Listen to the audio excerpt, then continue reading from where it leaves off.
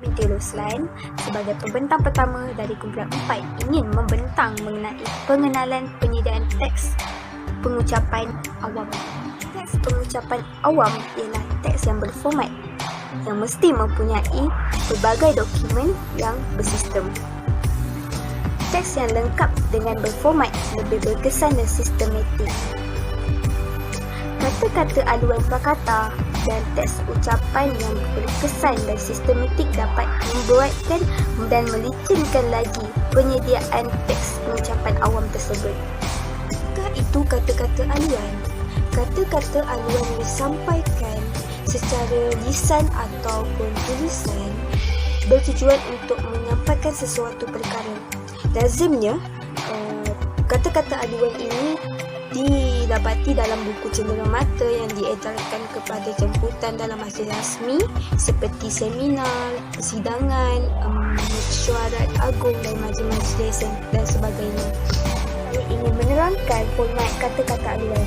Sejujurnya, kata-kata aluan tiada format yang khusus, tapi cukup ditulis dengan 5 ciri berikut. Pertama, tajuk. Yang kedua, gambar. Yang ketiga, kandungan. Yang keempat, tanda tangan. Yang terakhir, nama penuh. Assalamualaikum dan selamat sejahtera. Nama diberi Muhammad Yusuf bin Muhammad Kamal Faizal. Selamat datang ke segmen ini para guru sekalian.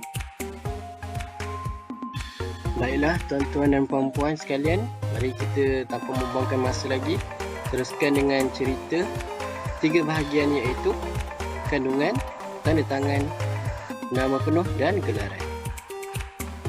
Baiklah, kita teruskan dengan kandungan. Terdiri daripada 3 isi, iaitu pengenalan, isi dan juga penutup.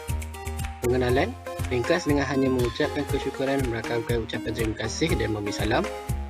Isi harus disesuaikan dengan majlis, ditulis berperangan, iaitu dimulai dengan permulaan, salam permulaan, ucapan terima kasih, dan diteruskan dengan ulasan tentang majlis, ditujukan kepada penganjur yang dijadikan majlis, dan akhir sekali ditentukan oleh harapan penulis. Seterusnya, tanda tangan. Tanda tangan diperlukan untuk mengesahkan tulisan kata aluan tersebut daripada penulis yang sebenar.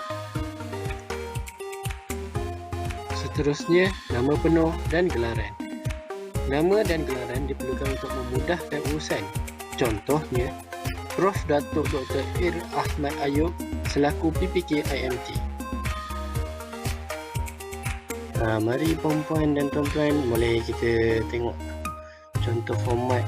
Kita dapat lihat tajuk, pengenalan, isi 1, isi 2, isi 3, penutup, tanda tangan, nama penuh, gelaran dan juga gambar foto yang telah saya terang. Okey, itu sahaja daripada saya tuan-tuan dan puan-puan sekalian. Kini kita teruskan dengan presenter Hidayah. Terima kasih. Assalamualaikum. Saya Nur Hidayah binti Abu Bakar selaku pembentang ketiga akan membentangkan mengenai teks ucapan dan juga panduan menyediakan teks ucapan secara umum. Teks ucapan ialah apa yang diucapkan, perkataan, syarahan, pidato, kata-kata perhargaan dan juga kata-kata yang melahirkan ucapan terima kasih. Mesti tuan-tuan dan juga puan-puan bertanya, apakah itu tujuan teks ucapan ini dilakukan? Tujuan teks ucapan ini dilakukan adalah untuk menyampaikan idea-idea secara lisan dalam bentuk pidato kepada khalayak. Ucapan biasanya disampaikan di dalam majlis tertentu seperti majlis perasmian, majlis pelancaran sesuatu projek, majlis perpisahan dan juga lain-lain. Terdapat beberapa panduan dalam menulis teks ucapan ini secara umum. Tuan-tuan dan puan-puan yang dikasihi sekalian, pertama sekali, semasa menulis teks ucapan perlu memberikan penekanan kepada aspek maklumat dan juga penyusunan maklumat supaya mesej dapat disampaikan dengan berkesan. Selain itu, semasa menulis teks ucapan ini perlu memikirkan keperluan audiens ataupun pembaca Malah, suasana majlis juga harus difikirkan sama ada formal ataupun tidak formal. Selanjutnya, perlu membuat pertimbangan yang teliti untuk memperbaiki serta melengkapkan bahan dengan tujuan untuk meningkatkan mutu penulisan. Terima kasih. Saya menyerahkan pembentangan ini kepada pembentang seterusnya. Assalamualaikum warahmatullahi wabarakatuh. Saya Muhammad Ashraf bin Nurdin. Saya akan menerangkan kepada anda berkenaan panduan menulis teks ucapan secara umum. Secara umumnya, panduan untuk kita menulis teks ucapan ini terbahagi kepada 3 peringkat. Peringkat yang pertama iaitu peringkat perancangan. Di dalam peringkat perancangan ini, penulis hendaklah mengenal pasti masalah ataupun isu ataupun perkara ataupun subjek yang hendak dituliskan di dalam teks ucapan beliau. Dalam pada peringkat yang kedua iaitu peringkat penulisan. Penulis hendaklah menulis teks ucapan dengan menyusun dengan secara teratur, sistematik, jelas dan sempurna bagi menggambarkan idea ataupun fikiran beliau di dalam teks ucapan tersebut.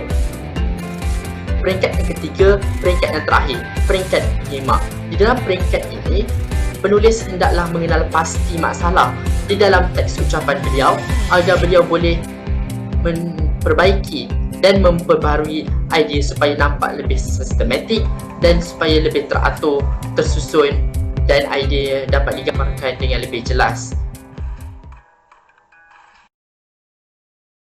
Assalamualaikum, nama saya Muhammad Azmi Fuzat bin Sanzi Fuzat dari kumpulan 4 akan membentangkan slide hari ini yang bertajuk ciri penulisan yang terbaik.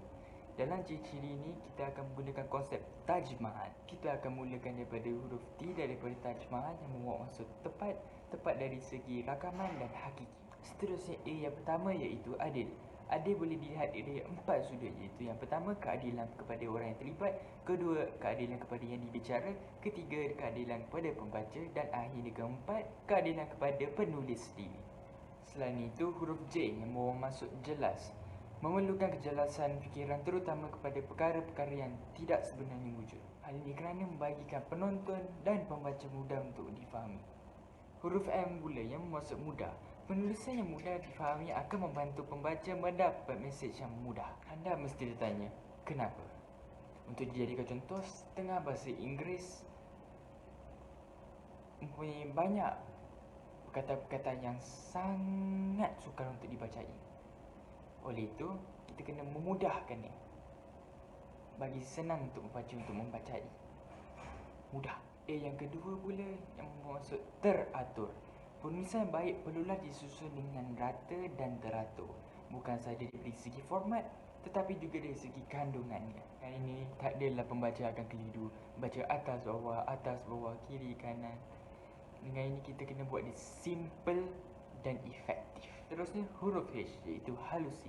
Setiap peringkat perlulah diberi perhatian oleh penulis. Maka penulis itu perlulah peka terhadap kesalahan-kesalahannya yang terdapat dalam teks itu bagi memudahkan pembaca untuk memberikan informasi.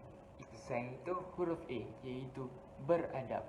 Penulisan perlulah mempunyai nilai-nilai murni. Ini kerana untuk membagikan teks tersebut mempunyai faedah-faedah yang boleh digunakan dan secara sopan. Akhir sekali huruf L yang membawa maksud lancar.